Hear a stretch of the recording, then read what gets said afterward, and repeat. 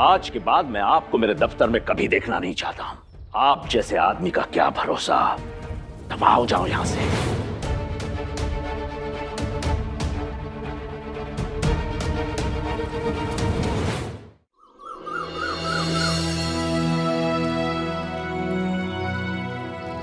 कहां चले गए थे तुम? आप अब तक यही हैं। मैंने कहा था ना शिरडी से जाइए। जी सही, आपने कहा था, लेकिन आपने सुनना जरूरी नहीं समझा। अपने शहर वापस जाइए। सही, आप क्यों मुझे ऐसे धुतकार रहे हैं? क्या भूल हुई मुझसे? मालसापति जी तो कहते हैं कि आपने चोर डाकुओं के साथ भी ऐसा नहीं किया, उन्हें शरण दी, तो क्या मैं उनसे भी बुरा हूं? मालसापति जी, मैंने आपसे कहा था ना इन्हें यहां मत बुलाइए। आपने बुलाया, फिर मैंने आपसे कहा इन्हें वापस भेज दीजिए। तो फिर ये अभी तक यहां क्यों है?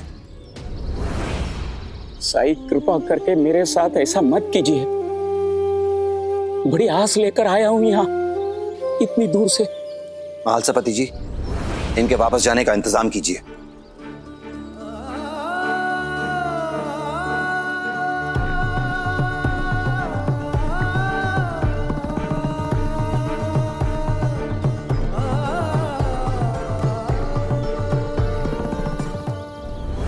इन्हें कुछ करने की जरूरत नहीं है, मैं चला जाऊंगा। गलती मेरी ही थी कि मैंने सोचा ईश्वर ने मेरी पुकार सुन ली। चलो। रुकिए, मैंने आपसे जाने के लिए कहा है, दयाराम से नहीं। दयाराम यहीं रहेगा। क्या मतलब? मतलब तो यही हो सकता है कि साईं दयाराम की मदद करना चाहते हैं। काका, अब तो आप समझिए और साईं की बात मान लीजिए। अपने इकलौते बेटे को छोड़ के, जिसे मैंने आज तक कभी मुझसे अलग नहीं किया, मालसापति जी, इसको छोड़ के मैं चला जाऊं? मालसापति जी, मेरा दयाराम बाकी बच्चों जैसा नहीं है। हर समय उस पर ध्यान रखना पड़ता है। नहीं मालसापति जी, मैं इसे यहां छोड़कर नहीं जा सकता हूं, और वैसे भी ये मेरे बिना नहीं रह पाता।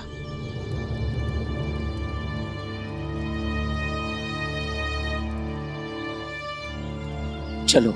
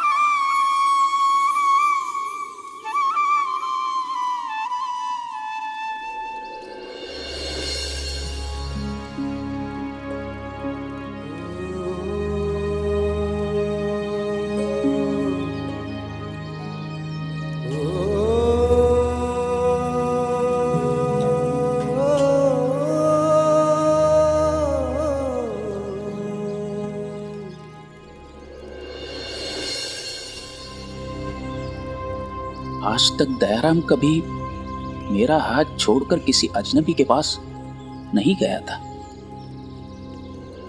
अब तो आप समझ जाइए काका, बंबई से इतना भरोसा करके आए हैं साईं पर, थोड़ा और कर लीजिए। दयाराम को यहीं छोड़ जाइए, हम सब भी हैं उसकी देखभाल करने के लिए। और काका, सबसे बड़ी बात, दयाराम के ऊपर अब साईं का हाथ है। किस बात पर विश्वास करूं और किस पर नहीं, अब कुछ समझ नहीं आ रहा है।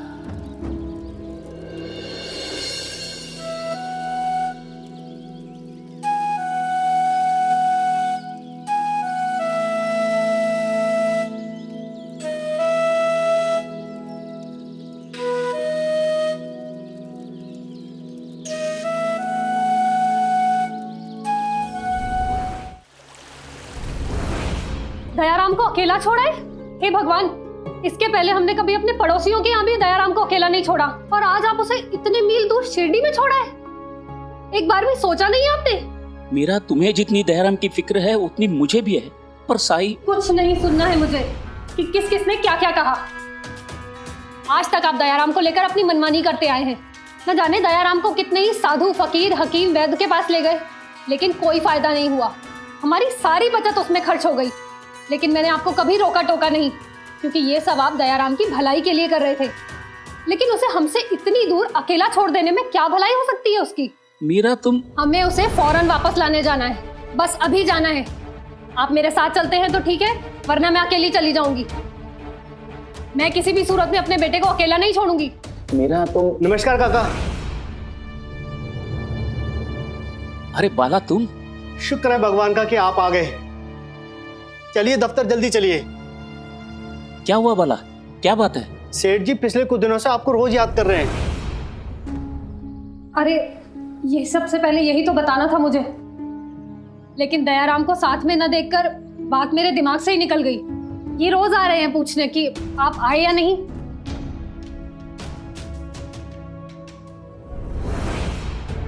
बात क्या है बाला? मुझे ठीक से तो पता नहीं, लेकिन सेठ जी आपसे बहुत नाराज हैं। ठीक है, चलो।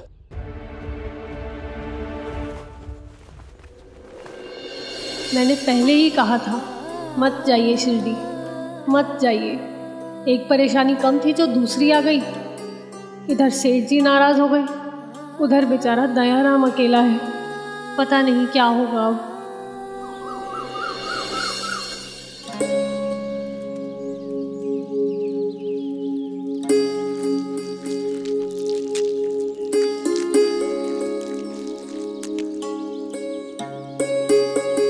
प्रणाम साईं।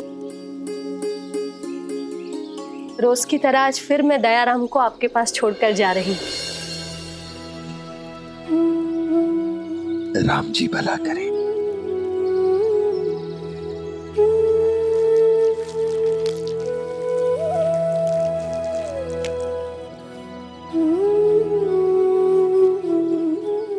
बताओ, आज क्या करना चाहते हो दयाराम?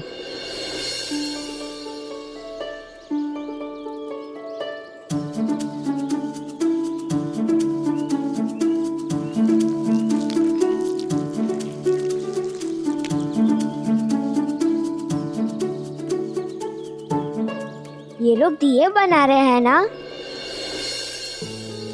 उस दिन मैं भी दिए बनाने की कोशिश कर रहा था। तो आज भी कोशिश करो और इनके साथ मिलकर दिए बनाओ। परी, निराली, ये दयाराम है, तुम्हारा नया दोस्त, और ये भी दिए बनाने में तुम्हारी मदद करना चाहता है। और इसे दिए बनाना तुम्हें सिखाना होगा। पर याद रहे, जब तुम लोगों ने पहली बार दिए बनाना सीखा था तो शुरुआत कितनी धीमी थी। तुम्हें इसके साथ सबूरी रखनी होगी, धैर्य से पेश आना होगा।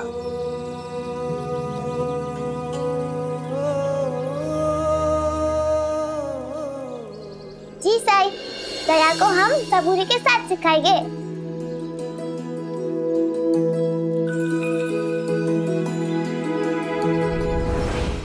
जाओ दयाराम।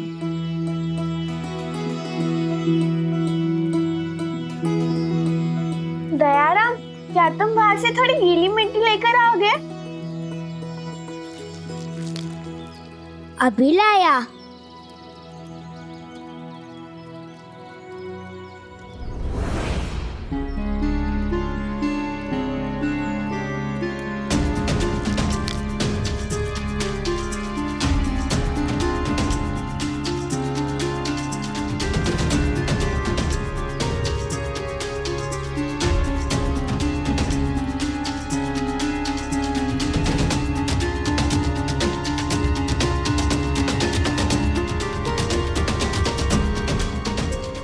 ये क्या? तूने तो सारी मिट्टी नीचे गिरा दी दयाराम। मिट्टी तो है, इसमें क्या फर्क पड़ता है? हमारे पास मिट्टी की कमी है क्या?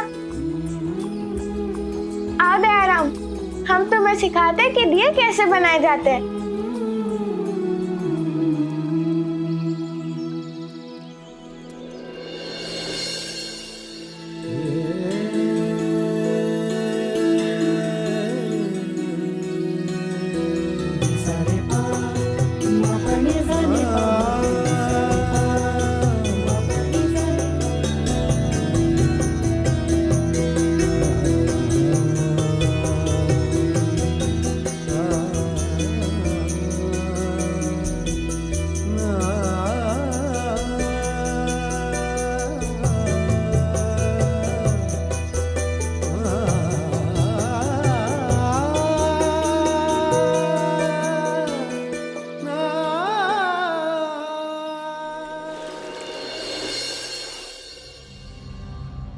आनंद बाबू, नमस्कार। क्या हुआ? पानी लीजिए, पानी। काका आपने तो कहा था कि आप जन्माष्टमी के बाद आओगे। वो मैं बाद में बताऊंगा, पहले आप मुझे ये बताइए कि सेठ जी मुझसे तत्काल क्यों मिलना चाहते हैं?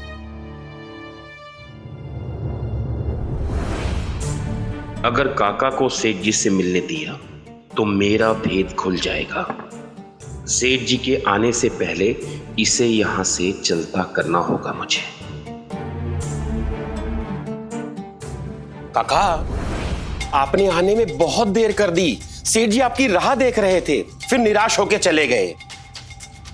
सेठ जी को किसी आवश्यक कार्य से बाहर जाना था।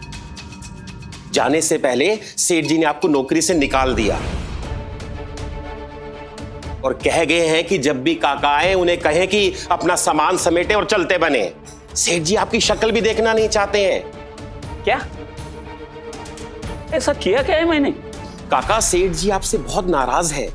एक तो काम आपने ठीक से नहीं किया, ऊपर से ऐसे समय पे आपने इतनी लंबी छुट्टी ले ली जब दफ्तर में आपकी जरूरत थी महत्वपूर्ण कार्य के लिए। काका, मैंने पहले भी आपको सेठ जी के काम के बारे में बताया था, लेकिन आपने मेरी एक भी नहीं सुनी। काका, अब जो हो गया सो हो गया, इसमें मैं कुछ नहीं कर सकता। देखो काका, अब आप जाओ। सेठ जी अगर यहां आ गए और उन्होंने आपको यहां देख लिया तो वो मुझ पर गुस्सा करेंगे कि मैंने आपको जाने के लिए क्यों नहीं कहा। लेकिन आनंद बाबू, मेरी अनुपस्थिति से सेठ जी का काम बिगड़ ही नहीं सकता। आपने मुझे कहा पूरे साल का लेखा जोखा बही खाता पूरा करके दे दो। मैंने वो बही खाता आपको पूरा करके दे दिया। उसके बाद मेरा काम निपटा के मैं चला गया, वो भी आपसे छुट्टी लेकर गया था। देखिए काका, मैं सेठ जी का निर्णय नहीं बदल सकता। अब अच्छा यही होगा, आप अपना सामान समेटिए और जाइए यहां से। मुझे बहुत काम है काका।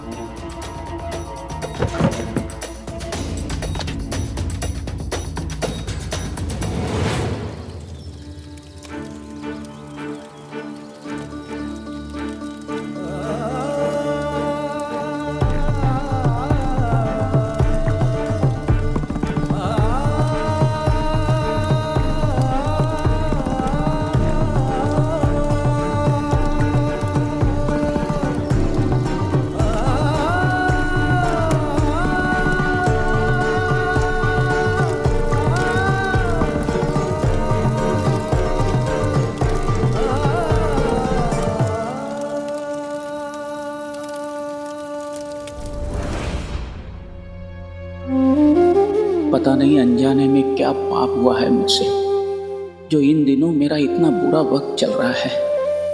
बहुत आस लेकर गया था साई के पास और उन्होंने अपमानित करके बंबई भेज दिया मुझे, और यहाँ आया तो नौकरी गई। उधर मैंने दया को अकेला छोड़ दिया है।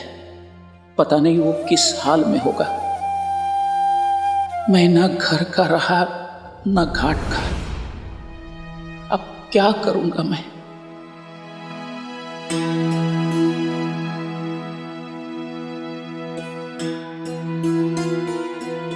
काका, और कितना समय लगाओगे? जल्दी से आप अपना सामान समेटिए और जाइए यहाँ से। मेरे पास सारा दिन नहीं है आपके लिए।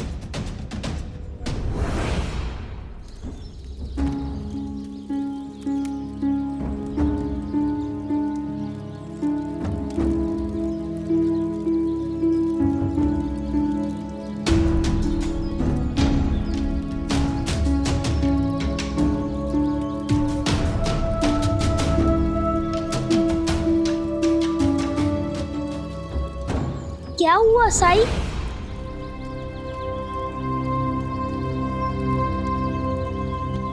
मुझे ये बातें रखने के लिए कागज चाहिए।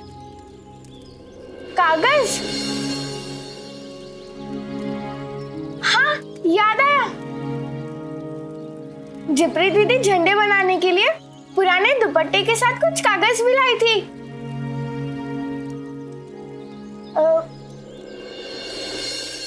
उस पोटली में।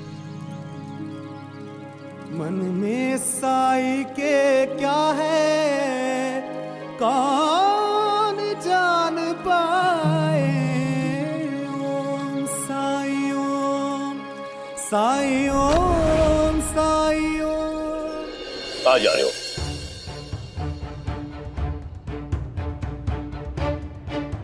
बाला ने बताया नहीं तुम्हें मैं तुमसे मिलना चाहता हूं? मुझे तो लगा आपने नौकरी से निकाल दिया है। निकाल ही देना चाहिए था। एक तो काम अधूरा छोड़ते हो और उसके ऊपर ऐन मौके पे छुट्टी ले ली। आपको मेरे दफ्तर में काम करते हुए बरसों बीत गए हैं काका, इसके बावजूद आपको मेरे दफ्तर के प्रति कोई निष्ठा नहीं है, कोई वफादारी नहीं है, कोई जिम्मेदारी नहीं है। काम को आधा छोड़ के जा कैसे सकते हैं आप? नहीं सेठ जी, मैंने कभी मेरा काम अधूरा नहीं छोड़ा। पूरे साल का हिसाब किताब किया है मैंने, और जाने से पहले सब आनंद बाबू को सौंप के गया मैं। हे भगवान, बुरे फंसे। काका ने तो सेठ जी को सब कुछ बता दिया। अब क्या करूं?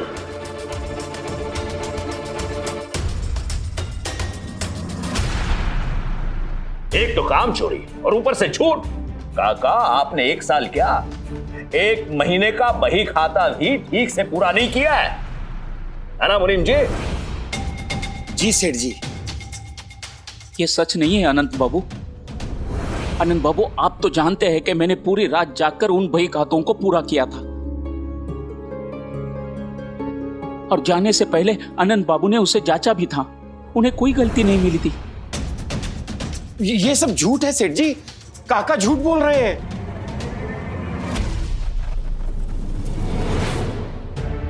ठीक है, दूध का दूध और पानी का पानी अभी हो जाएगा।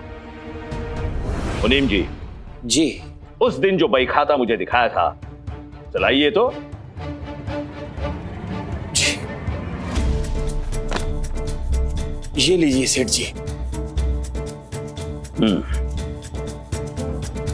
देखिए काका,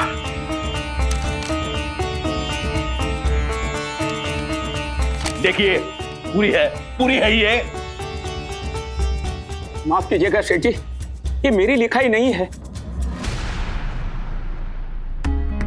आनंद बाबू, मैंने आपको सारी बही खाता दी थी जिसमें पूरे साल का हिसाब किताब लिखा था। आखिर आप झूठ क्यों बोल रहे हैं? काका, आप मुझे झूठा ठहरा रहे हैं? काका, आपने मुझे यही बही खाता दिया था। और आप काका ये कैसे भूल गए कि मैंने आपकी कितनी गलतियां छुपाई हैं आपके बेटे पे तरस खाके? और आज आपकी नौकरी पे बनाई तो आप मुझ जैसे शरीफ आदमी पे इल्जाम लगा रहे हैं। शर्म आनी चाहिए आपको काका महाजनी। अपनी गलती का दोष दूसरों पर डाल रहे हो।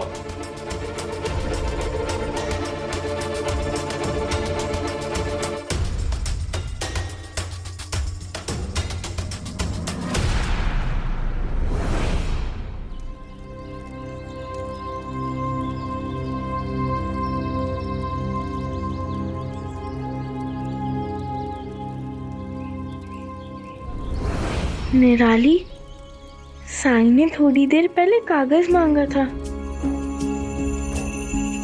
और जब बताया तो वो ले ही नहीं रहा। पता नहीं किस सोच में गुम है।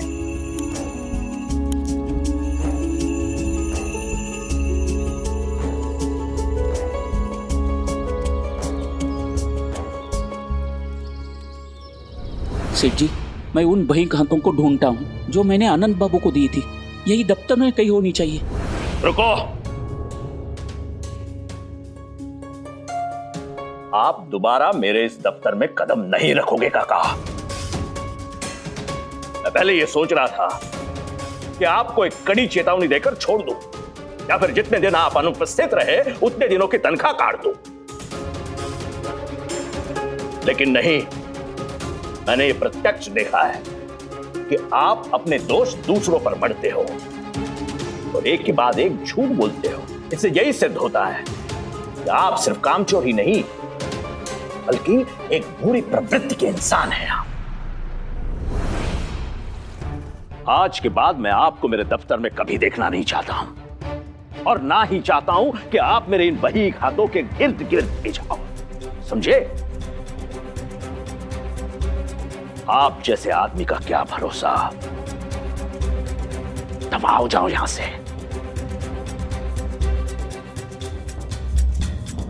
जैसे आप कहे सेठ जी, मेरी निर्दोषिता साबित करने के लिए मेरे पास कोई साक्ष्य नहीं है, ना ही कोई सबूत है इस समय।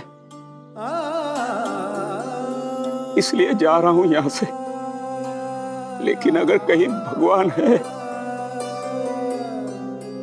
तो एक दिन आपको जरूर सच्चाई का पता चलेगा।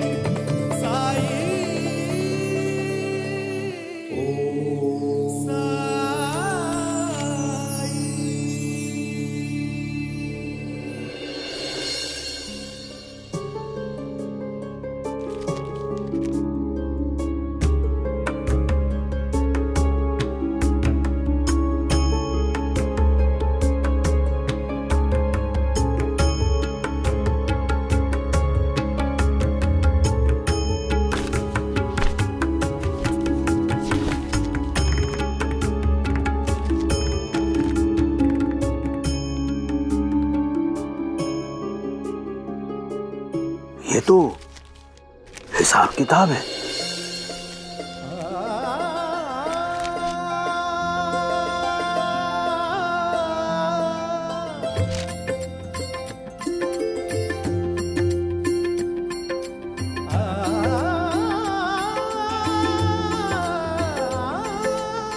यही तो देकर गया था मैं आनंद बाबू को। ये मेरी लिखाई है सेठ जी।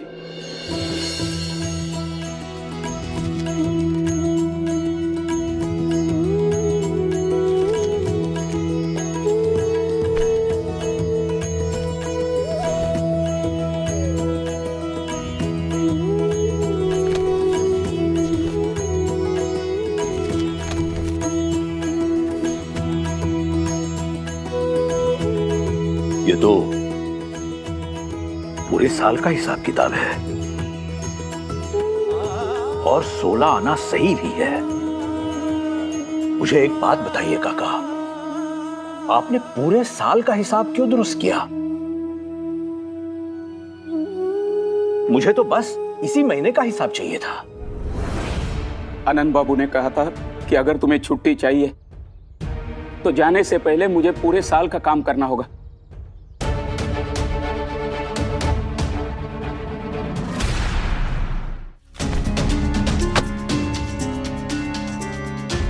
सेठ जी मुझसे बहुत बड़ी गलती हो गई, आप मुझे माफ कर दीजिए। गलती? इसे तुम गलती कहते हो आनंद? आज तुम्हारे कारण एक सच्चे, नेक, ईमानदार और मेहनती इंसान की नौकरी जा रही थी।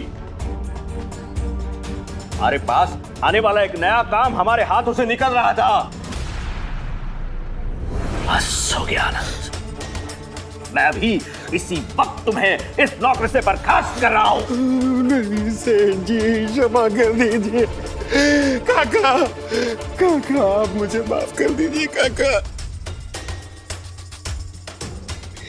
काका अब मुझे एहसास हुआ कि किसी की नौकरी जाना कैसा होता है। क्षमा कर दीजिए काका।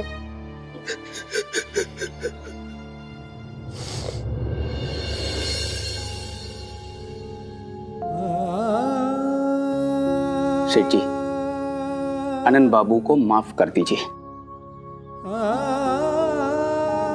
उनके घर में भी बाल बच्चे हैं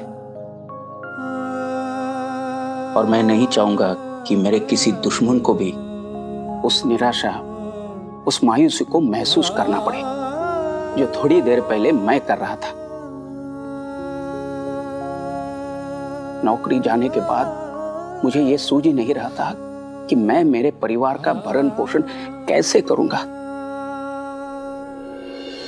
सीखिए, सीखिए इनसे कुछ।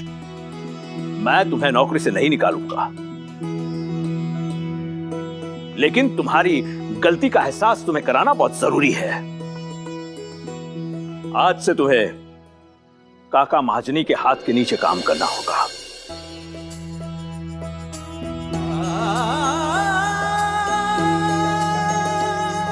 और कुछ नैतिकता भी सीखो, अपने काम में भी और अपने जीवन में भी। आज से हमारे इस दफ्तर के नए मुनीम जी होंगे काका महाजनी।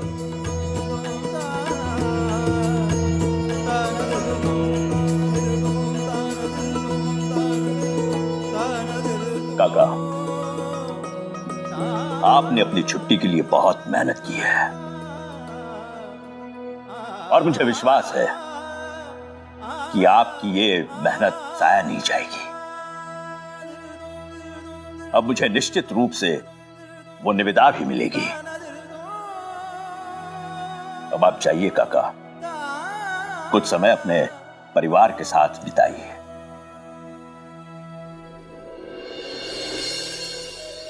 जाते जाते ये पैसे भी ले लीजिए। सेठ जी, नहीं, कोई एहसान नहीं है ये पारिश्रमिक है जो ज्यादा वक्त आपने काम किया उसका। ले लीजिए।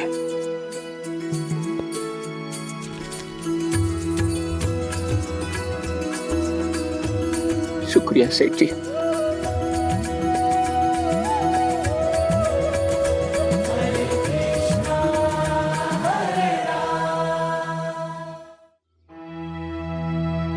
काका, आप मुझे क्षमा कर दीजिए।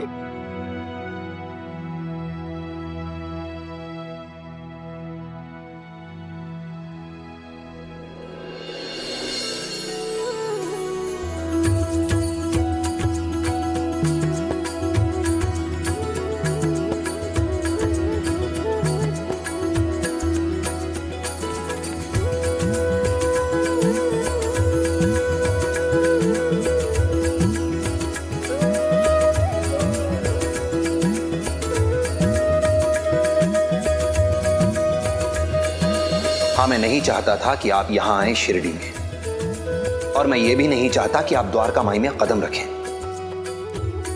अब जाइए यहां से। साईं बिना कारण कभी कुछ नहीं कहते, और उनकी बात मान लेने से कभी किसी को नुकसान नहीं हुआ काका। आप अब तक यही हैं। मैंने कहा था ना शिरडी से जाइए। अब समझा, मुझे डांट टपट के शिरडी से बंबई भेजने के पीछे यह राज था साईं का।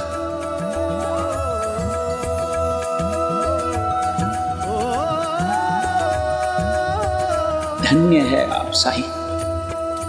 अब तो मेरी आस्था और बढ़ गई, मेरा विश्वास और बढ़ गया कि आप ही मेरे दयाराम को ठीक करेंगे। जब कठिनाई छाई तू ही याद आया, भटके राही को तूने रास्ता दिखाया, तूने भक्तों का बेड़ा पार लगाया। तेरी महिमा मेरे साईं कौन जान पाया। ओम साईं ओम साईं ओम साईं ओम साईं ओम साईं ओम साईं ओम।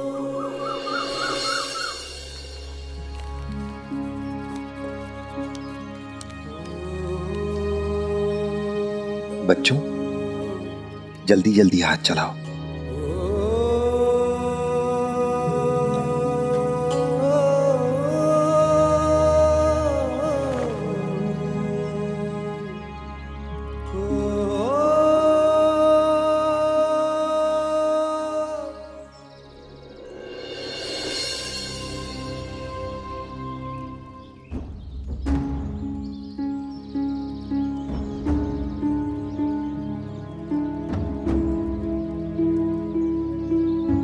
कोशिश करते रहो।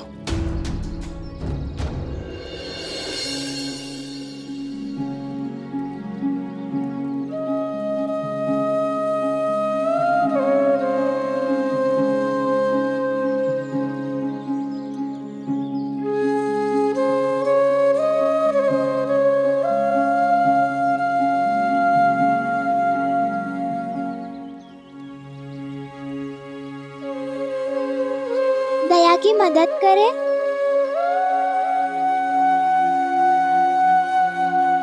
नहीं, साईं ने कहा उसे खुद कोशिश करनी है।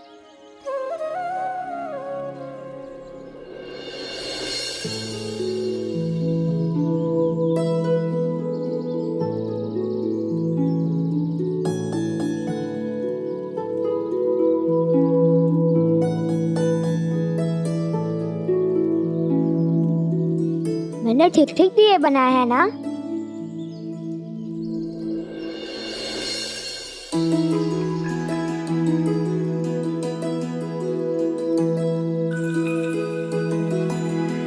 हाँ, ये ठीक है, हम इसका इस्तेमाल कर सकते हैं।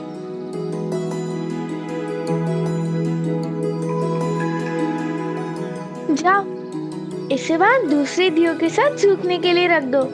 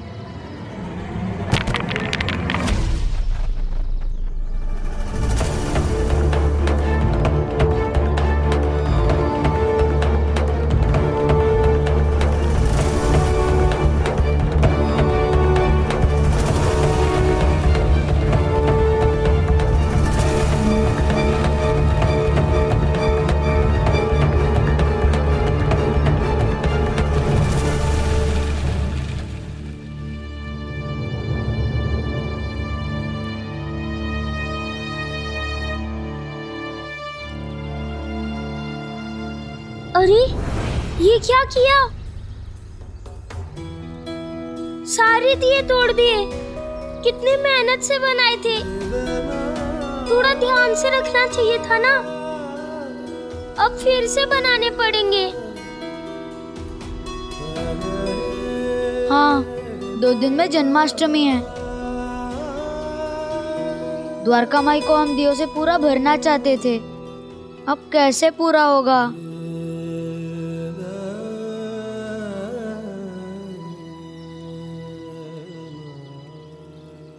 बच्चों, हाथ धोकर मेरे पास आओ।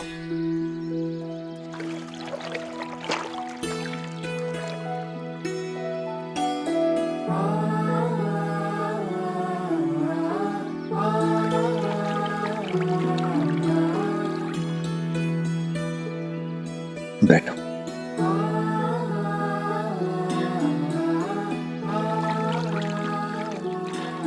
दया,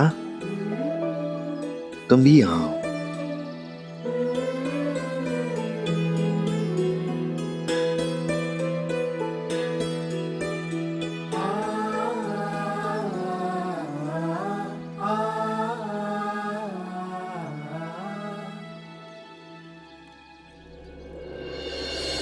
खुद को दोष मत दो दया।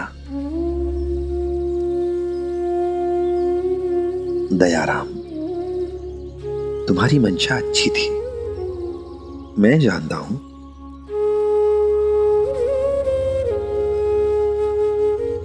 बच्चों, दयाराम केवल तुम्हारी मदद करना चाहता था। और मैंने क्या सिखाया था तुम लोगों को? कि हमें हमेशा दूसरों के इरादे देखने चाहिए, उसकी भावना देखनी चाहिए।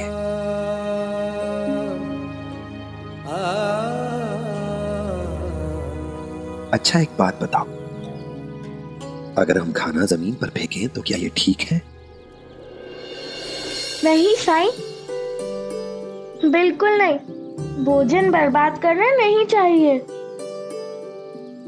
अन्न का अपमान है। भगवान जी को ये बात अच्छी नहीं लगती। अच्छा, और अगर हम खाना जमीन पर पशु पक्षियों को खिलाने के लिए फेंकें तो? नहीं साईं, वो तो हम किसी की मदद करने के लिए जमीन पर डाल रहे हैं। ये इनका अपमान थोड़ी हुआ, ये तो हम अच्छे काम के लिए खाना जमीन पर डाल रहे हैं। हाँ, चींटियां और पशु पक्षियों की मदद करने के लिए, इसलिए ये गलत नहीं है।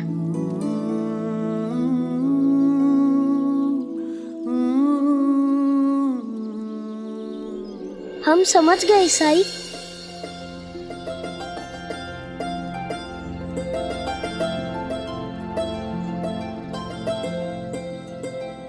दयाराम, घबराओ नहीं, कोशिश करते रहो और तब तक करते रहो जब तक कि तुम कामयाब नहीं हो जाते। कौन जाने द्वारका माई जन्माष्टमी पर इस बार तुम्हारे ही बनाए दियों से रोशन हो।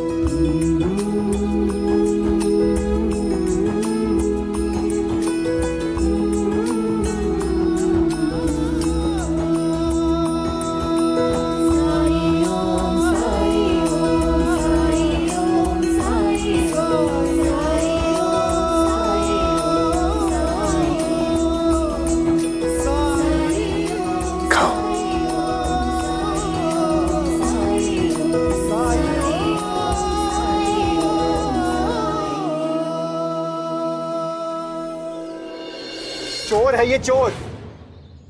क्या काका, आपने चोरी की है? नहीं बेटा, मैंने कोई चोरी नहीं की। चोर कभी कहता है कि उसने चोरी की है? मैं बताता हूँ इसकी सच्चाई। असल में ये गाड़ीवान है, बैलगाड़ी लेकर शिरडी आ रहा था। तो मेरे समधी जी ने इस पे भरोसा करके इसके हाथों एक पोटली में पैसे भिजवाए थे, और जब मुझे इसने पोटली दी तो देखो क्या है इसके अंदर।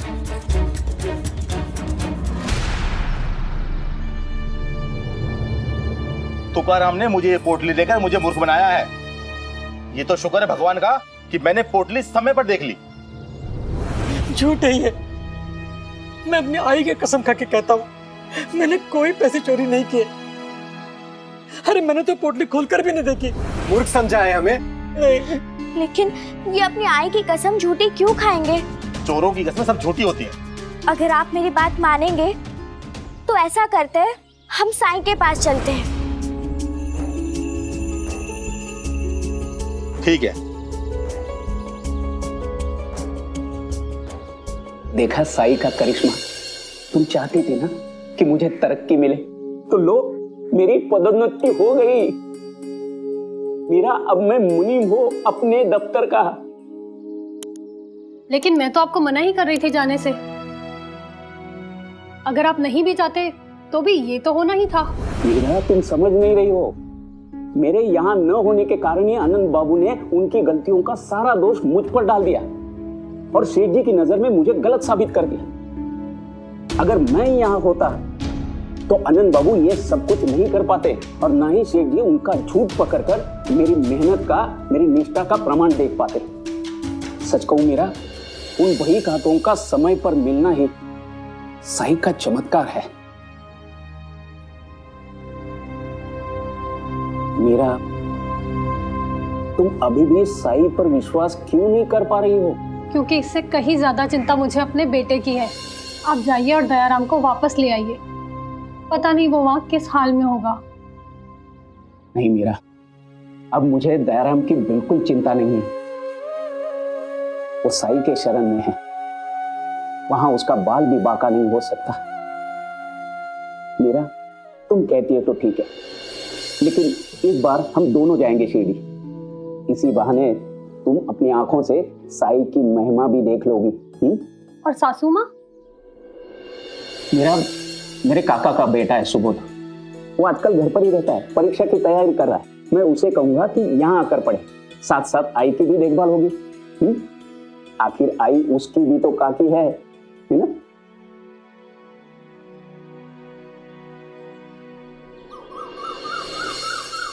साईं, आप बस यही पता लगाइए कि इस आदमी ने पैसे कहाँ छिपाए हैं। हम जानते हैं कि आपके पास बहुत शक्ति है, यही कारण है कि हम आपके पास आए हैं।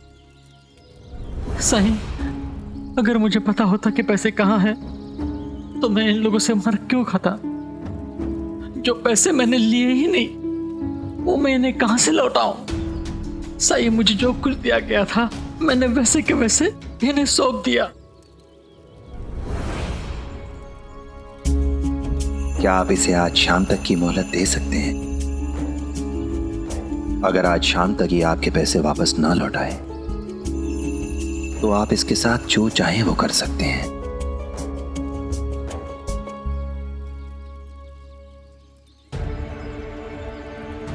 ठीक है साईं, जब आप कह रहे हैं तो हम मान लेते हैं। अगर इसने शाम तक पैसे नहीं लौटाए तो हम दरोगा को कह देंगे। इसके घर का पता हमारे पास है, भागने नहीं देंगे इसे। जरूर। अगर इसने पैसे नहीं लौटाए तो भुगतना तो इसे पड़ेगा ही। ठीक है साईं, चलो।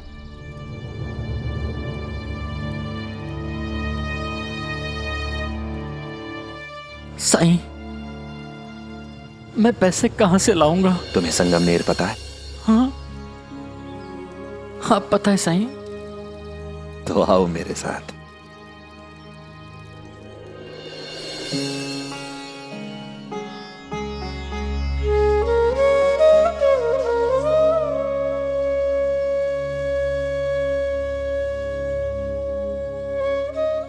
ये पौधा देख रहे हो?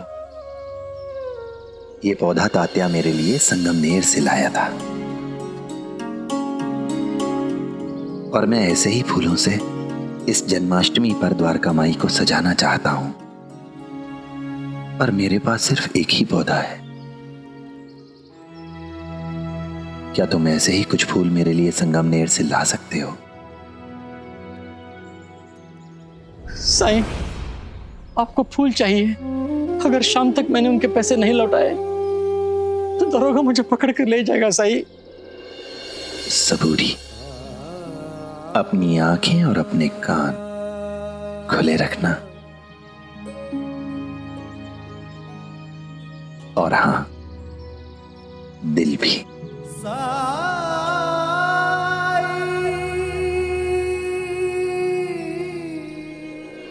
काका, ये साईं है साईं। शायद आप इन्हें नहीं जानते, पर जैसे आप मुझ पर भरोसा रखकर यहाँ आए हैं, वैसे आप इन पर भी भरोसा रखिए। अगर ये कुछ कह रहे हैं तो इसके पीछे आपकी ही भलाई है। आप इनकी बात मानिए, ये सब ठीक कर देंगे। मन में साई के क्या है कौन जान पाए। मीरा ताई, मीरा ताई, आइए ना कमला ताई। घाघरा चोली तैयार है? हाँ, मैं अभी लेकर आती हूँ।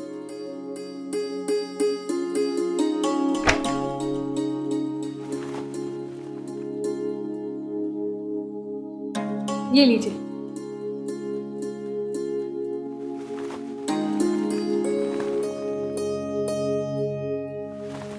बहुत सुंदर काम किया है। जन्माष्टमी के दिन मैं अपनी बेटी को पहनाऊंगी इसे। काका, आप दोनों मियां बीवी के हाथ में सच में जादू है। आपकी चित्रकारी और मीरा ताई की सिलाई बुनाई का तो कोई जवाब ही नहीं है। हमें तो ये लगता है कि दही हांडी के दिन आपकी चित्रकारी के बिना जन्माष्टमी की पूजा भी अधूरी है। जानते हैं काका, आपके इनकार करने के बाद हमें ऐसा कोई नहीं मिला जो हांडी को सजा सके। अगर एक दिन बाद चले जाते तो बहुत बड़ी मुश्किल खड़ी हो जाती। क्या हर साल आप ही तो दही हांडी सजाते हैं, तो इस हिसाब से वो आप ही के हिस्से का काम हुआ ना, और आप अपना काम अधूरा छोड़ गए। ये लीजिए। ठीक है मीरा ताई।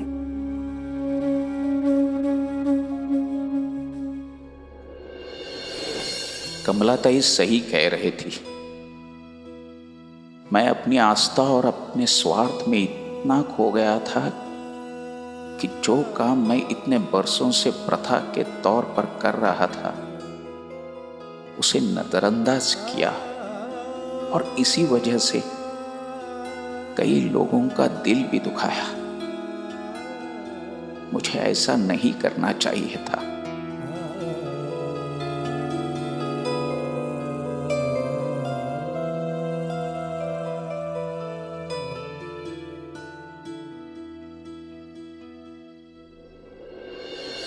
अब मैं अपनी गलती सुधारूंगा। मीरा, तुम सबसे कह दो कि वो अपनी अपनी हंडियां लेकर आए।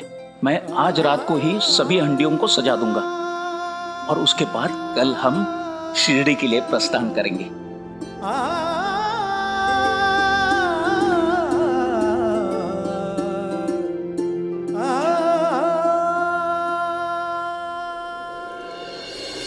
तेरी महिमा मेरे साई कौन जान पाया। ओम साई ओम साई ओम साई ओम।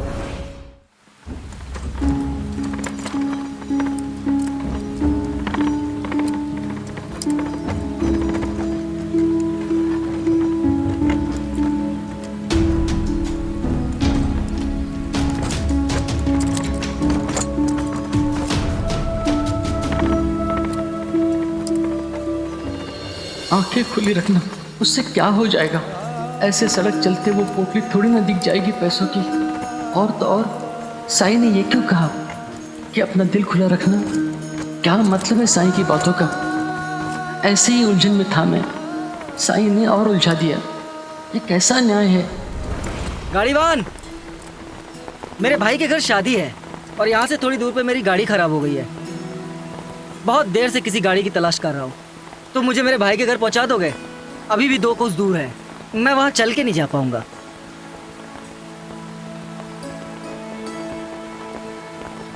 आइए, बैठिए।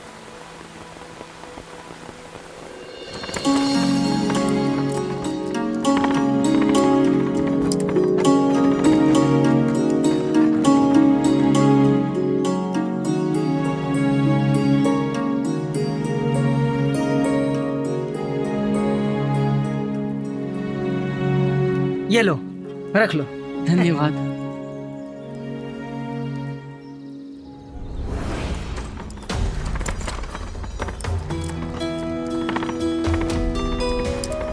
सूर्यास्त होने में थोड़ा ही समय शेष है।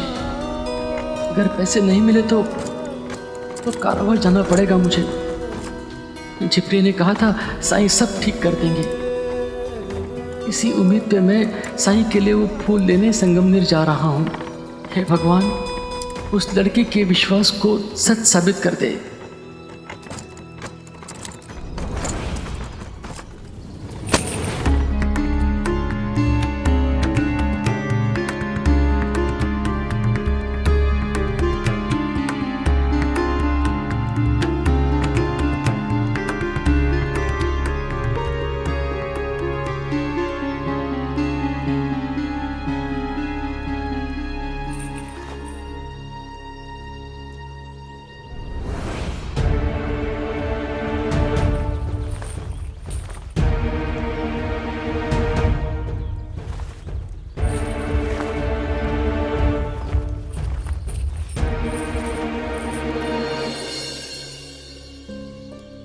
चांदी के सिक्के, वो भी इतने सारे, इतना सारा धन। मैं इस धन से उस आदमी के पैसे लौटा सकता हूं और शेष अपने पास रख लूंगा। मेरी गरीबी भी मिट जाएगी। मैं अपने आई का इलाज भी कर पाऊंगा।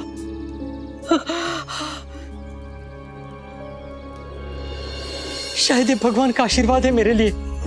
शायद साईं ने मुझे इसीलिए इस रास्ते से भेजा होगा।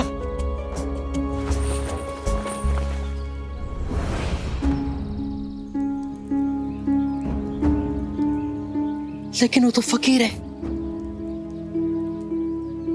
महात्मा है। ऐसे सज्जन पुरुष क्या किसी की अमानत लेने को कहेंगे? नहीं, मैं अपनी सुविधा के अनुसार भगवान की इच्छा की व्याख्या कर रहा हूं। ये सही नहीं है। मैं सुबह से सबसे कह रहा हूं कि मैं चोर नहीं हूं, और शाम को कारागार जाने के डर से मैं चोरी करूंगा? नहीं, मुझे पैसे लौटाने होंगे। उसके बाद मेरे नसीब में जो कुछ लिखा होगा देखा जाएगा।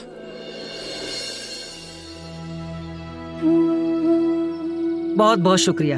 आप जानते हैं ये धन मेरी भतीजी की शादी के लिए था। अगर आप वापस नहीं आते तो इतने कम समय में इतनी नकदी की व्यवस्था करना मेरे लिए बड़ा मुश्किल भरा काम होता। तुकाराम, तुकाराम, वो रहा।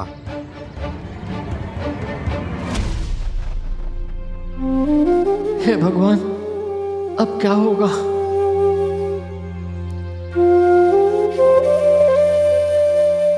मुझे माफ कर दीजिए, मैं आपके खोए हुए पैसे नहीं ढूंढ पाया। कोई नहीं तुकाराम, एक भूल हो गई मेरे बेटे से। उसने गलती से मेरी पत्नी के कांच के गहने रखने वाली पोटली उठा ली और तुम्हें दे दी। जब मुझे पता चला तो वही बताने के लिए मैं इनके पास आया। तब पता चला कि तुम्हारे साथ कितना गलत हुआ है। तुकाराम, मैंने तुम्हें बहुत मारा पीटा, तुम्हें काल कोठरी में डालने की धमकी दी, जबकि तुम्हारी कोई गलती नहीं थी। जब मुझे झिपरी से पता चला कि तुम संगमनेर की तरफ चले गए हो तो हम लोग तुम्हें ढूंढने निकल पड़े और पूरे रास्ते यही सोचते रहे कि तुम्हें कितनी परेशानी हो रही होगी।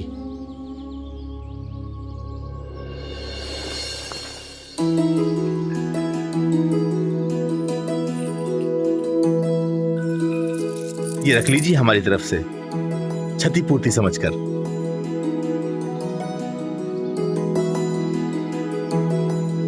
हमें माफ कर दीजिएगा। तुम्हें पैसों की सख्त जरूरत थी, उसके बावजूद भी तुमने मेरे पैसे वापस कर दिए। धन्य हो तुम।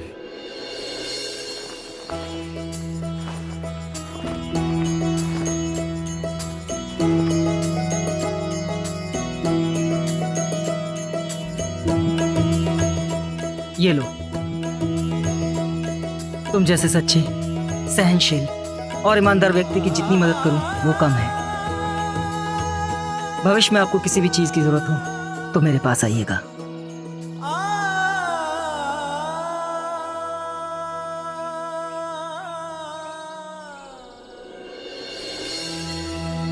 मामा मामा, वो देखिए, आज इस पर पहली बार फूल आया है और वो भी कितने सारे।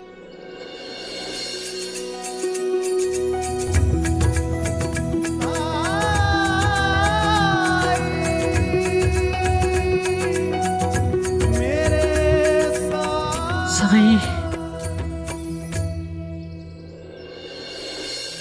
साईं, आप सब जानते थे ना, तभी तो आपने मुझे उस जगह भेजा था। मेरे गरीबी के दिन मिट गए साईं।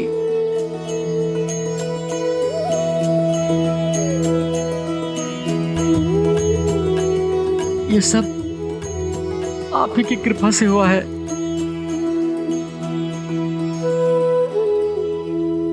नहीं तुकाराम जी,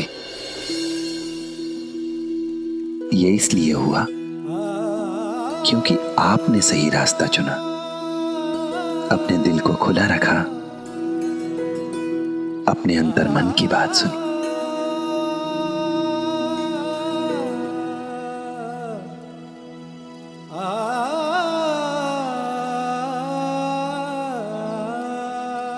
ये लीजिए ऊदी।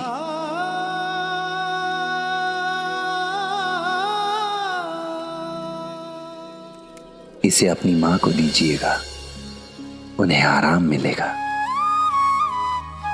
और हां तुकाराम जी, इस बार सभी शिरडी वासियों ने एक साथ जन्माष्टमी मनाने का निर्णय लिया है। मैं चाहता हूं कि आप भी वहां आए। जी साईं। अच्छे कर्म किए जाए तो राम जी भला करें। सफल है। ओम साई ओम साई ओम साई ओम साई ओम साई ओम साई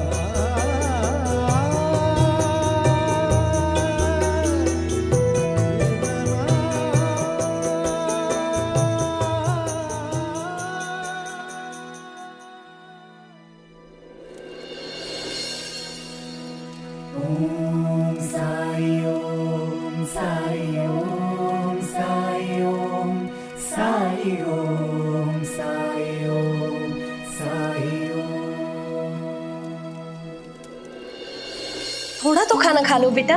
मुझे नहीं खाना, मुझे दिए बनाना है। दयाराम, देखो तुमने पूरे दिन तो दिए बनाए हैं ना, अब जब साईं के पास वापस जाओगे तब दिए बना लेना। अभी थोड़ा खाना खा। नहीं, मुझे नहीं खाना, मुझे दिए बनाना है। दयाराम, मेरी बात सुनो। देखो तुम्हारी पसंद का खाना है, तुम एक बार चख कर तो देखो। मुझे दिए बनाना है। अरे कल दिए बना लेना वापस, लेकिन अभी थोड़ा खाना खा लो ना। सुनो दयाराम, मेरे को अभी दिए बनाना है। आहो, क्या करे, इसे बहलाने का कोई उपाय नहीं सूझ रहा मुझे।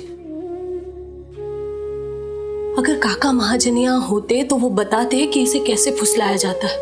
पार्वती, मुझे लगता है कि अब साई इसे मना सकते हैं। वही इसकी जिद को शांत कर सकते हैं।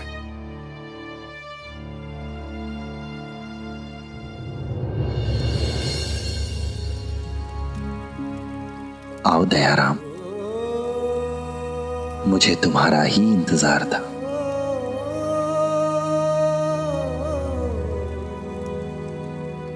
प्रणाम साईं। राम जी भला करें। साईं, दयाराम कब से एक ही जिद पकड़ के बैठा हुआ है कि इसे दिए बनाने हैं। वो सिर्फ अपनी गलती सुधारने की कोशिश कर रहा है।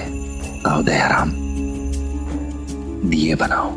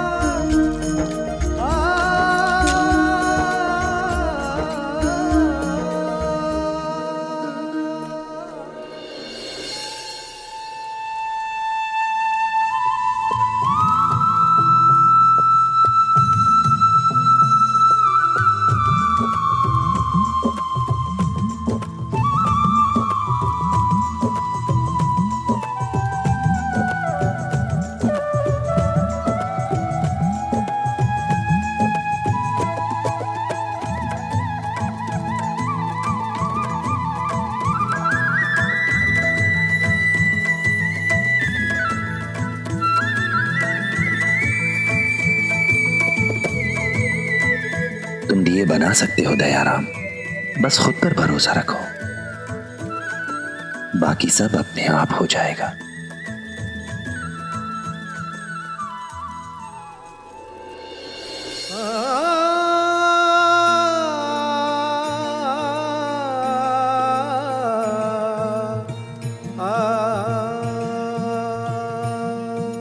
घाव घने सहके ही पत्थर ईश्वर है कहलाए, घोर अगन में सोना तप के निखरे घना सुहाए, दुख की आंधी में मुस्का के जो तू हरि गुण गाए, प्रभु जी करे सहाय, प्रभु जी धर के हृदय में रूप हरि का करते जा हर काम, सच्चे मन से जो भी पुकारे सुनते हैं प्रभु राम, हरि के नाम की महिमा ऐसी पत्थर भी तर जा। साईं, ये सारे दिए मैंने बनाए हैं।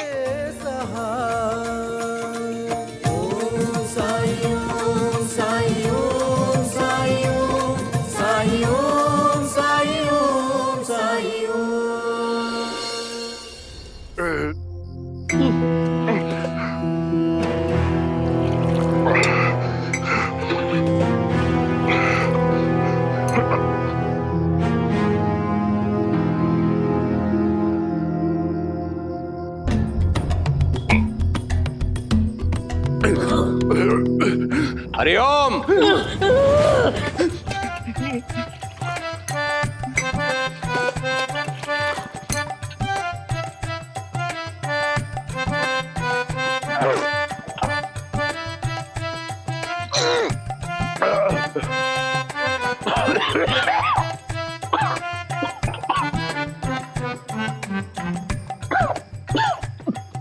सरकार, अब और नहीं पी पाऊंगा।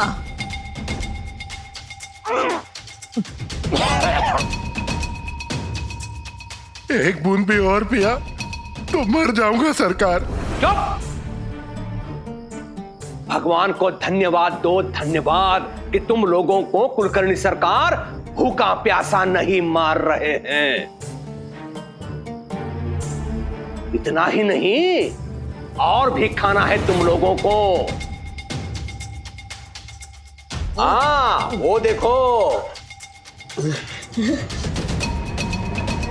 ये मिठाई, ये फल, ये मक्खन, इतना ही नहीं, वो भी तो खाना है।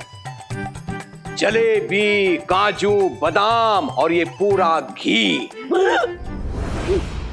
हाँ, समूचे गांव के लिए भोजन का प्रबंध किया है और तुम लोग एक भी गांव वाले को यहां तक नहीं ला सके। तो ये पूरा खाना खाएगा कौन? तुम लोगों को ही खाना पड़ेगा। अन्न का अनादर कैसे करोगे? आराम करो, खाना। नहीं नहीं सरकार, नहीं सरकार, माफ कर दीजिए, हमने लोगों को हर तरह के लालच दिए, पर पता नहीं उस फकीर ने ऐसा क्या जादू कर दिया कि सब के सब उस खंडर में चले गए। हमें लगा कम से कम उन्हें दावत की लालच देंगे तो वो लोग।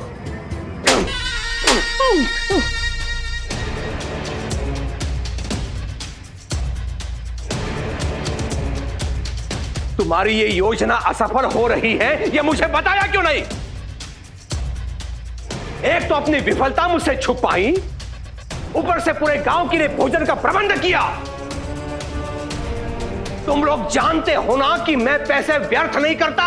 कुछ भी व्यर्थ नहीं जाएगा अगर आप इन सारे पकवानों को द्वारका माई भेजकर सारे गांव वालों में बंटवा देंगे तो।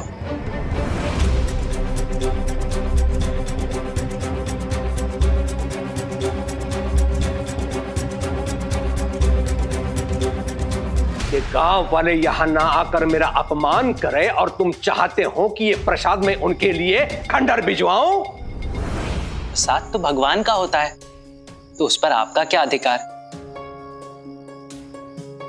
और जहां तक बात रही गांव वालों की नहीं आने की, तो वो इसलिए नहीं आए क्योंकि उनको आपके यहाँ की जन्माष्टमी में भगवान से ज्यादा कुलकर्णी सरकार की उपस्थिति महसूस होती है। केशव, मर्यादा में रहकर बात करना सीखो। इस वाड़े में जो भी कुछ है वो मेरा है, और ये जो तुम ले जा रहे हो ना, वो भी मेरा है, मेरा। नहीं, ये मिष्ठान इस वाड़े में बने जरूर हैं, लेकिन इनकी सारी सामग्री, मावा, घी, शक्कर, सब मैंने अपने पैसे से मंगवाई है।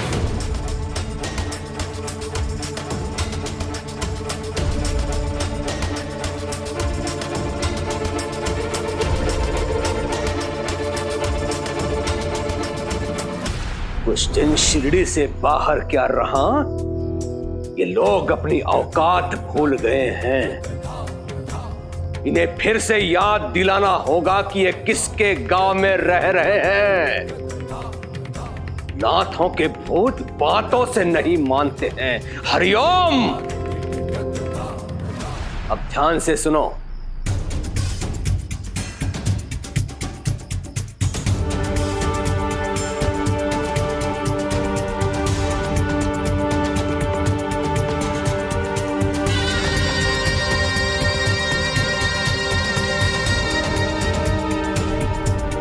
हरिओम।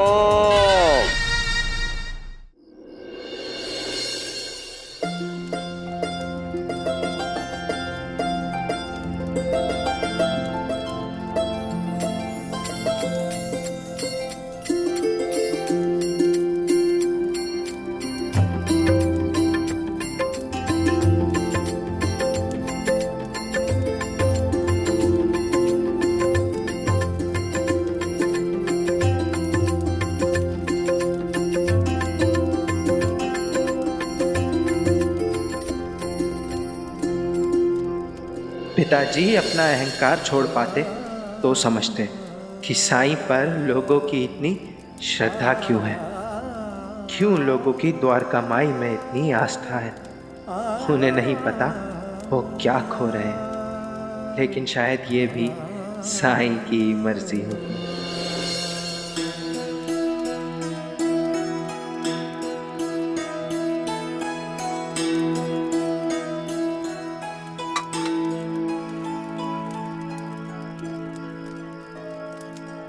प्रणाम साईं।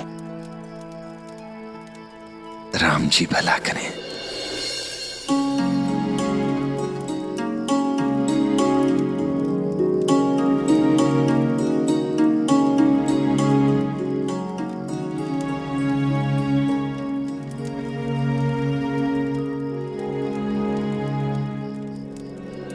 दया में आए सुधार अब स्पष्ट दिखने लगे हैं। हाथ अब कम कांपते हैं उसके, और सबसे महत्वपूर्ण, उसके भीतर आत्मविश्वास आ गया है। उसकी झिझक भी चली गई है। गांव के बच्चों के साथ कितना घुल मिल गया है। अगर काका ये देख रहे होते तो बहुत खुश होते।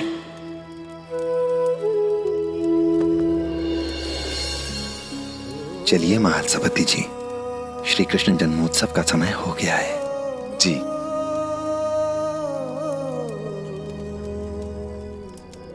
बोलो श्री कृष्ण कन्हैया लाल की जय।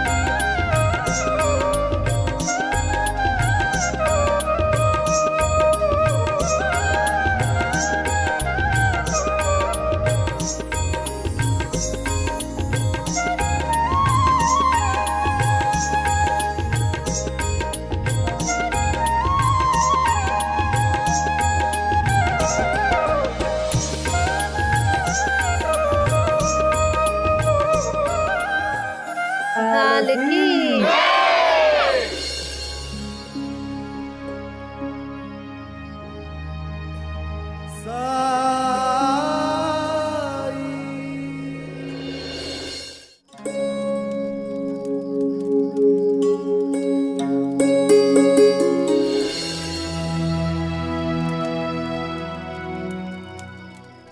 साई, देखिए ना, दयाराम जिद कर रहा है कि कल दहीहंडी वो फोड़ेगा। अब आप समझाइए ना दयाराम को कि वो दहीहंडी कैसे फोड़ सकता है।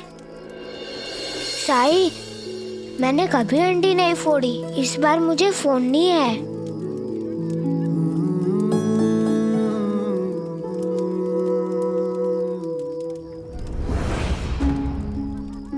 साई, अगर दयाराम ऊपर चढ़ते समय गिर गया तो उसे चोट लग जाएगी। अभी उसका पूरी तरह से हाथ भी ठीक नहीं हुआ है। दयाराम बेटा, अभी तुम बहुत छोटे हो, थोड़े बड़े हो जाओ फिर फोड़ना। गोविंदा और रुद्रा भी मेरे उम्र के हैं। अगर मैं मटकी नहीं फोड़ूंगा तो आप उन्हें भी नहीं फोड़ने देंगे। समझने की कोशिश करो दयाराम, ये तुम्हारे लिए असंभव है। साई, क्या सच में ये मेरे लिए असंभव है?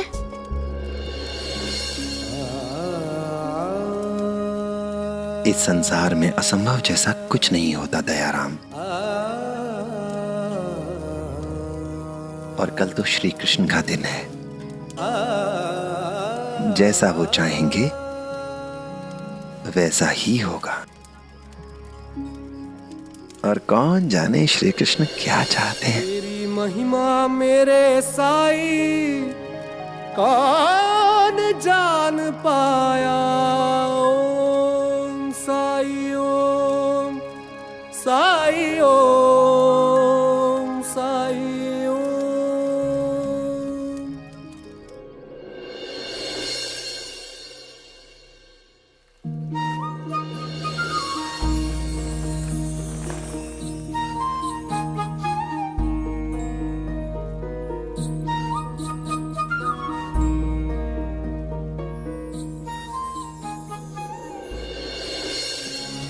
काका आप देखिएगा, आज दही अंडे में ही फोड़ूंगा।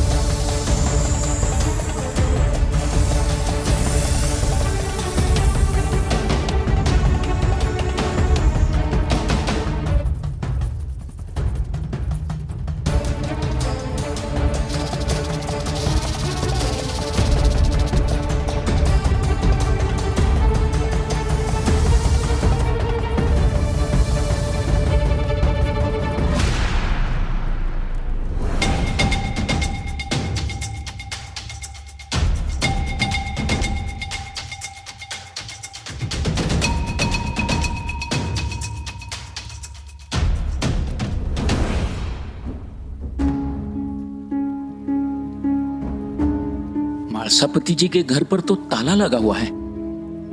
कहाँ गए सब लोग? अहो, कहीं हमारे दयाराम को तो कुछ नहीं हो गया? हमें जल्दी चलकर उसे ढूंढना चाहिए। मीरा, बात बात पर आशंकित होना, डरना बंद करो। मैंने कहा ना, साई की कृपा से जो कुछ भी हुआ है अब तक वो ठीक ही हुआ है। आगे चल के क्यों कुछ बुरा होगा? चलो चलते ढूंढते उन्हें।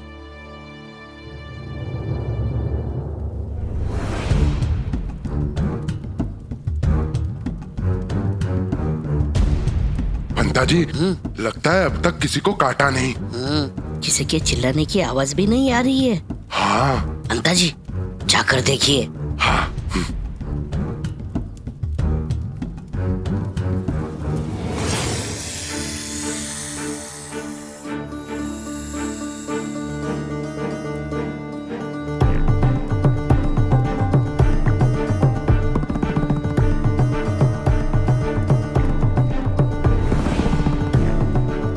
घबराओ मत, यहां तुम्हें कोई चोट नहीं पहुंचाएगा।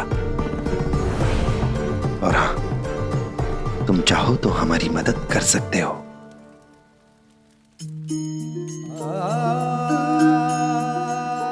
हमारी दही हांडी की रक्षा करो।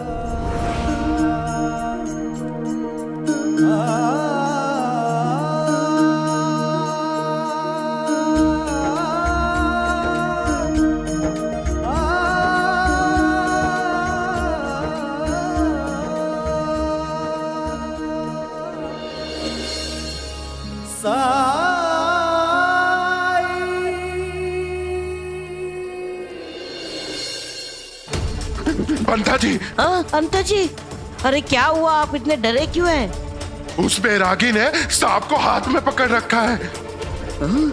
उस बैरागी की तो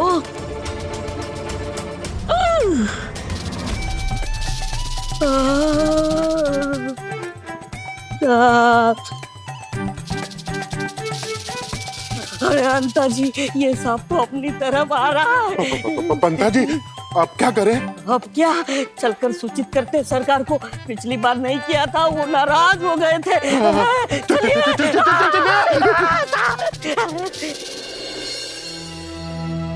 साई, अब शुरू करें। सारे लोग आ चुके हैं। नहीं भीवा, मुझे किसी का इंतजार है। किसका इंतजार है साई?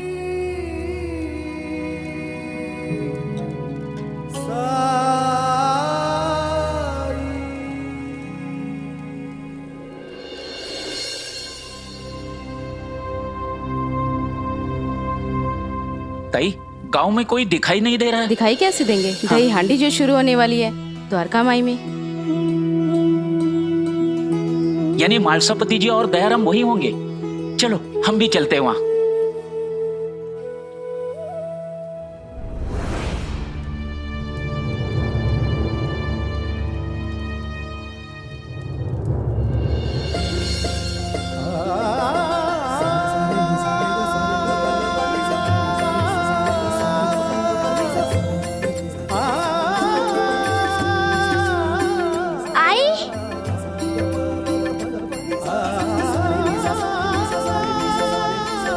दयाराम, मेरा बच्चा, तू ठीक है ना? आई, यहाँ मैं बहुत खुश हूँ। आइए, मैं आपको साई से मिलाता हूँ।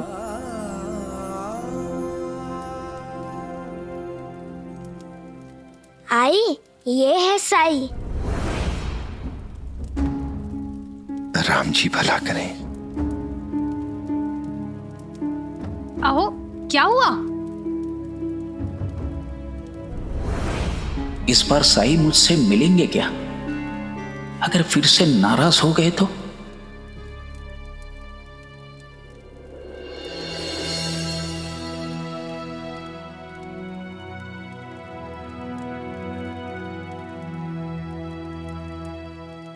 तरक्की की बहुत बहुत बधाई हो मुनीम जी।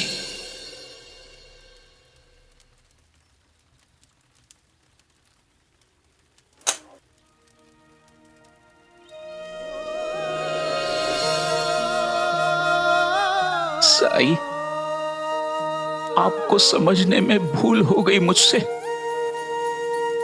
आपसे कोई सवाल पूछना ही नहीं चाहिए था मुझे। आप जानते थे कि मेरे लिए क्या जरूरी था। आप शुरू से मेरा मार्गदर्शन करने की कोशिश कर रहे थे ताकि मैं सही राह चुनूं। अब जबकि सारी समस्या सुलझ गई है तो मैं चाहता हूं कि आप भी मुझे माफ नहीं कर सही, दें। नहीं सही, आप जो चाहते हैं उसमें दूसरों की भलाई है। सही, अगर आप मेरे साथ सख्ती से पेश नहीं आते तो शायद मैं यहां से जाता ही नहीं था। सही, जब इतनी राह दिखाई है तो एक बार बता दीजिए कि आपके इस एहसान का कर्ज मैं कैसे चुका सकता हूं साई? बहुत आसान है काका महाजनी। मेरे साथ, हम सब शिरडी वासियों के साथ श्री कृष्ण जन्माष्टमी मनाकर, और मुझे नहीं लगता कि आपके परिवार के बिना यह दही हांडी की रस्म पूरी हो पाएगी। साई,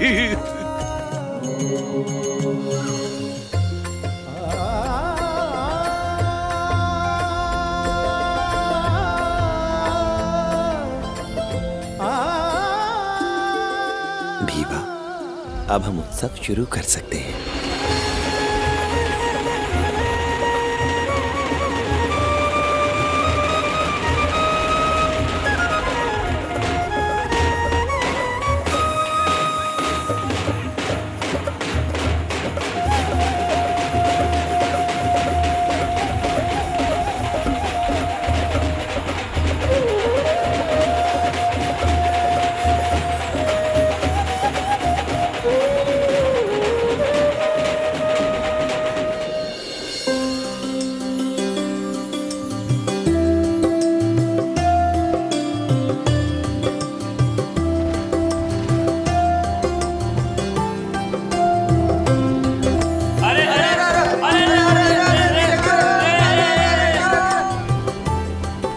बात नहीं, एक और बार कोशिश करते हैं। हाँ चलो चलो, चलो।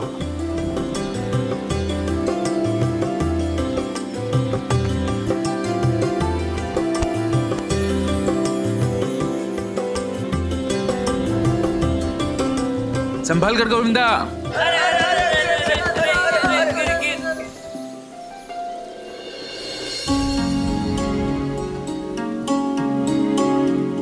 एक और बार कोशिश करते हैं। चलो तात्या, इस बार तुम्हें मटकी जरूर फोड़नी है। बाबा, मुझे भी सबके साथ हंडी फोड़नी है। नहीं बेटा, तू ये सब करने के लायक अभी नहीं हुए हो। चोट लगने का खतरा भी हो सकता है इसमें।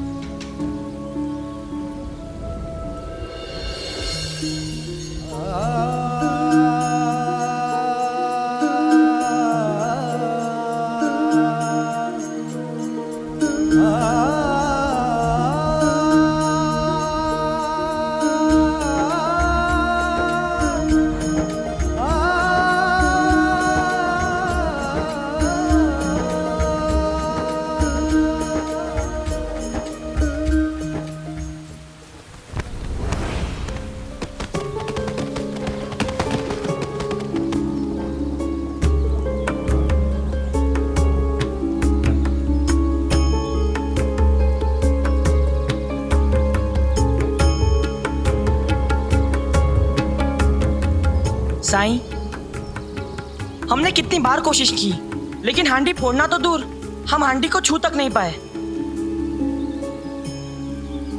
अब आप ही बताइए, हम हांडी कैसे फोड़ें?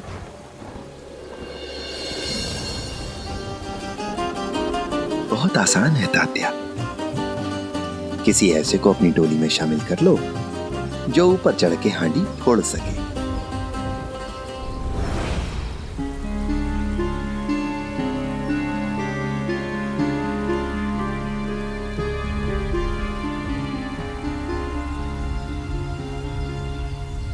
लेकिन साईं, ऐसा कौन हो सकता है? दयाराम।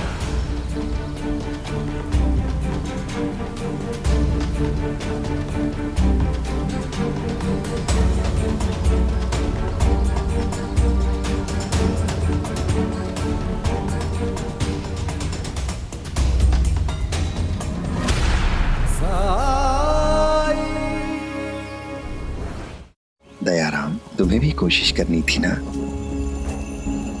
तुम भी दही हांडी में भाग लेना चाहते थे ना। तो जाओ, शामिल हो जाओ इनकी टोली में। जी साईं। लेकिन साईं, ये कैसे कर पाएगा?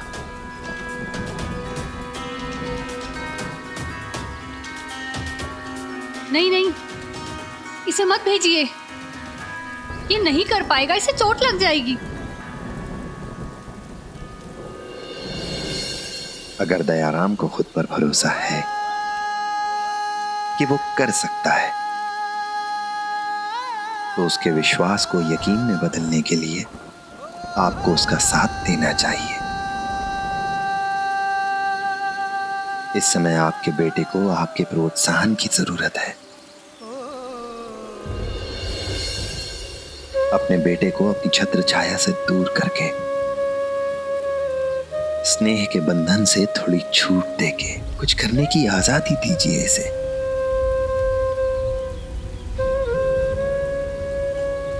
आप क्या सोच रहे हैं? हम अपने बेटे को नहीं भेज सकते। वाहिनी, अगर साई ऐसा कह रहे हैं तो इसका मतलब दयाराम को कुछ नहीं होगा। साई ने आज तक कभी भी कुछ ऐसा नहीं कहा जो गलत हो।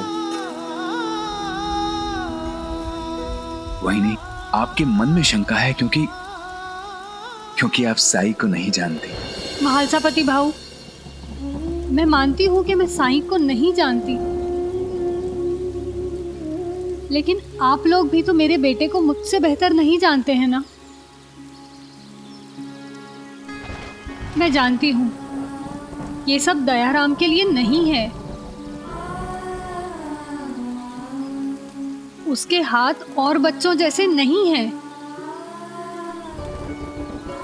ऊपर चढ़ते समय ये किसी भी चीज को अपने हाथों से थाम नहीं पाएगा। हांडी फोड़ना तो बहुत दूर की कौड़ी है।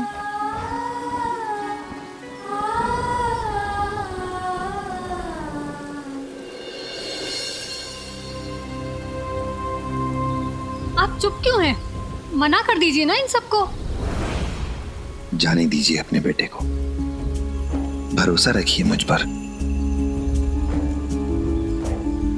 जाओ दयाराम, सब तुम्हारा इंतजार कर रहे हैं।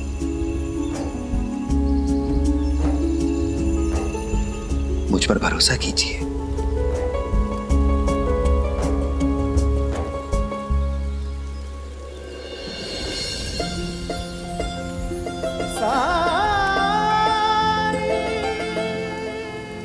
दयाराम, तुम भी चाहते थे ना कि तुम भी एक दिन दही हांडी फोड़ो। शायद वो दिन आज है। अब ये तुम पर निर्भर करता है कि तुम क्या सोचते हो।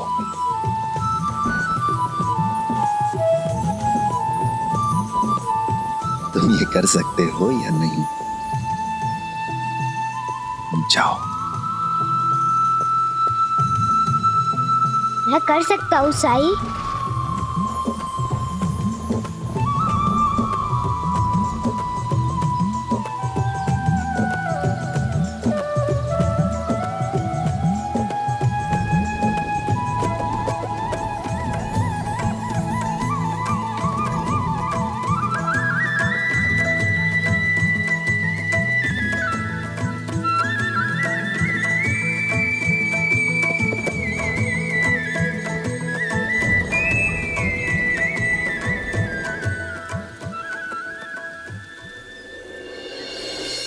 सांप भी हाथ से निकल गया। क्यों पाल रहा हूं मैं तुम लोगों को? क्यों पाल रहा हूं? एक तो मुंह की खाकर वापस आ गए और तुम चाहते हो कि तुम लोगों ने जो गड़बड़ी की है उसे मैं ही ठीक करूं। लेकिन सुनो, मैं कुछ नहीं करने वाला। क्या करना है, कैसे करना है, ये सब तुम सोचो। मैं केवल इतना ही जानता हूं कि उस फकीर द्वारा आयोजित दही हंडी को सफल नहीं होने देना है। यदि वो सफल हो गया तो हल जोतने वाले बैलों की जगह तुम दोनों को बांधूंगा मैं और मेरे खेतों की जुताई करूंगा, समझे? जाओ, भागो यहां से, भागो यहां से, भागो, भागो यहां से।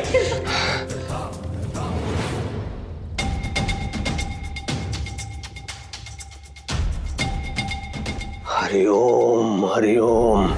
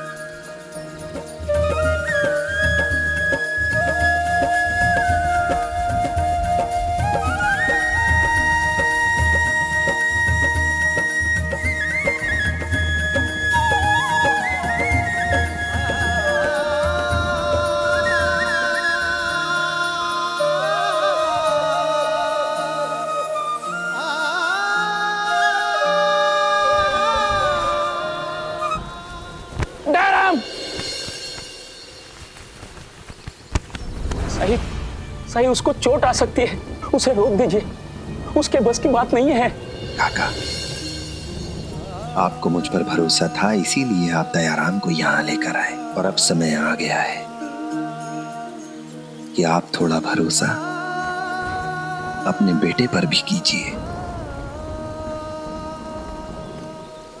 विश्वास मानिए मेरा कि दयाराम में शुरुआत से यह काबिलियत थी कि वो खुद को ठीक कर सके। बस जरूरत थी तो इस बात की कि कभी उसके बाबा उससे कहें कि हाँ दया, मुझे तुम पर भरोसा है, तुम कर सकते हो। आपके प्रोत्साहन की जरूरत थी उसे। और आज आप दया से क्या कहते हैं, उसके साथ कैसा व्यवहार करते हैं, यही दया का भविष्य निर्धारित करेगा। अगर आज आप उसे रोक लेते हैं तो उसे जीवन भर यह लगता रहेगा, उसके मन में यह बात घर कर जाएगी कि वो नहीं कर सकता। पर अगर आज आप उसे प्रोत्साहित करते हैं, उससे कहते हैं कि हां दया, तुम कर सकते हो, तुम अपने दम पर अपनी किसी भी शारीरिक कमजोरी पर विजय प्राप्त कर सकते हो, तो वो जरूर कर लेगा। पिता का अपने बेटे पर विश्वास एक सुरक्षा कवच की तरह काम करेगा और विश्वास के इसी सुरक्षा चक्र के दम पर वो अपनी कमजोरियों को हराएगा, स्वस्थ बनेगा, तंदुरुस्त बनेगा। फैसला आप पर छोड़ता हूं।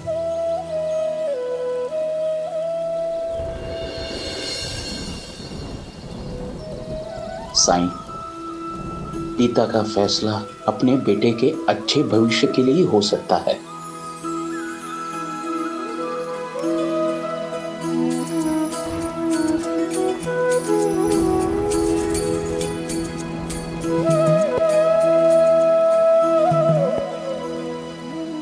हे कृष्णा, मेरे बेटे की रक्षा करना। अंकल जी, अगर खेतों में हल चलाने से बचना है तो उठाइए मुझे।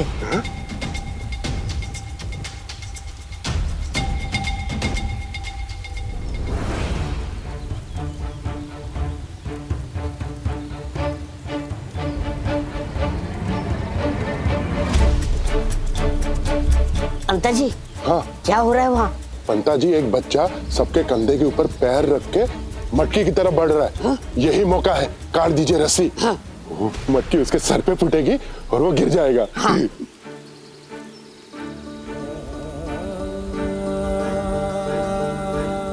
काटिए। हाँ, काट रहा हूँ। अरे वो बढ़ते जा रहा है, आगे काटिए।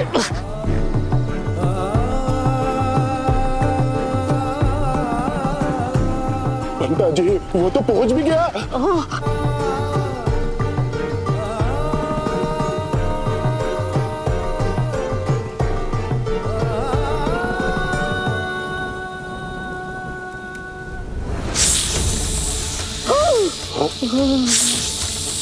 क्या हुआ?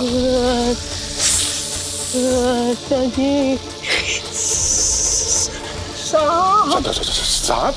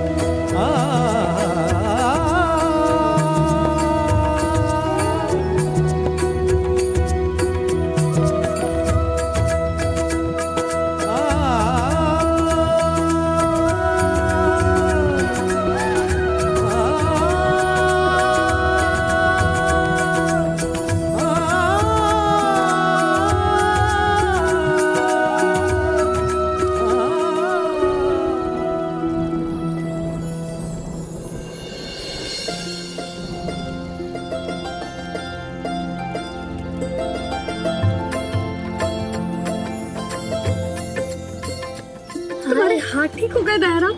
हाँ, मेरे हाथ ठीक हो गए।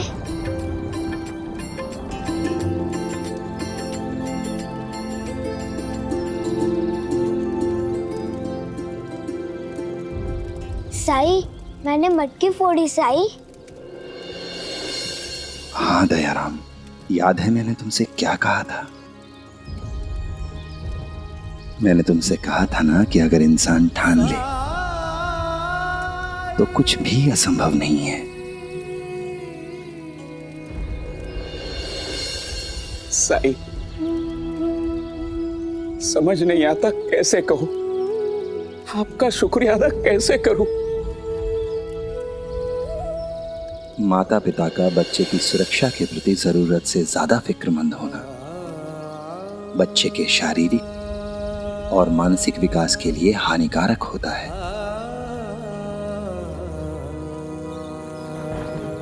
हम जितना बच्चों के बारे में सोचते हैं, बच्चे उससे कहीं ज्यादा सतर्क, समझदार, निडर और दृढ़ इच्छा शक्ति वाले होते हैं। बच्चों में आकाश छू लेने की हिम्मत होती है, मगर हम बड़े अपनी सोच की सीमाओं में अपने बच्चे की प्रतिभा को, उसकी सोच को बांध देते हैं, सीमित कर देते हैं। बच्चा क्या कर सकता है और क्या नहीं, इसका पता तो तभी चलेगा ना जब हम उसे कुछ करने की आजादी देंगे। माता यशोदा का उदाहरण ही ले लीजिए। वो कान्हा की सुरक्षा के लिए बहुत चिंतित रहती थी, पर उन्होंने कभी भी कृष्ण को घर से बाहर जाने से नहीं रोका, जबकि वो ये अच्छी तरह से जानती थीं कि कंस उनके बेटे के पीछे हाथ धोकर पड़ा है, क्योंकि यशोदा जी को इस बात का भान था कि उनके बेटे के भाग्य में जो कुछ भी लिखा है, आज नहीं तो कल कृष्ण को उसका सामना करना ही होगा। ये बच्चे की परवरिश पर ही निर्भर करता है कि वो अपने जीवन में आने वाली समस्याओं का सामना डर कर करेगा या फिर डट कर।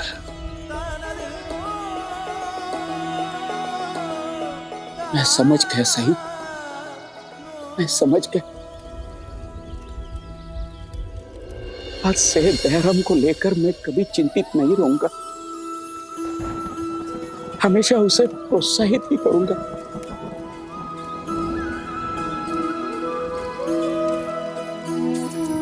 मीरा, मैंने कहा था ना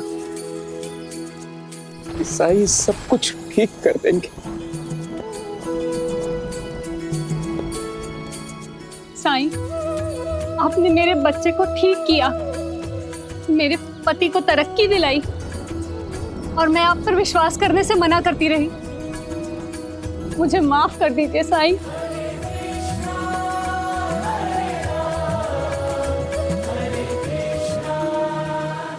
आप माता पिता हैं, इसलिए बच्चे की सुरक्षा के प्रति चिंतित होना लाजमी है, स्वाभाविक है,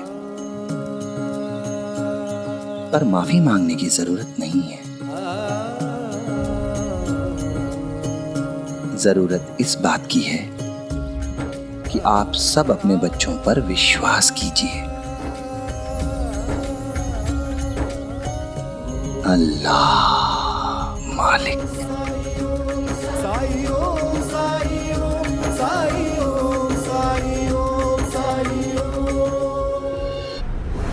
शीघ्र ही वो समय आएगा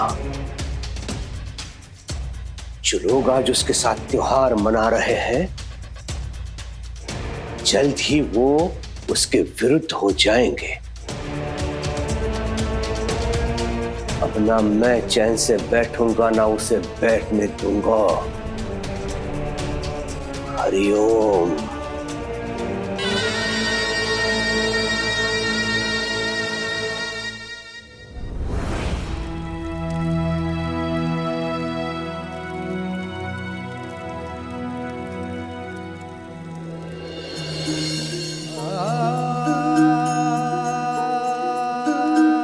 हर कठिनाई, हर संकट से उबरने के लिए शिरडी वासियों को श्रद्धा और सबूरी रखने की जरूरत होगी।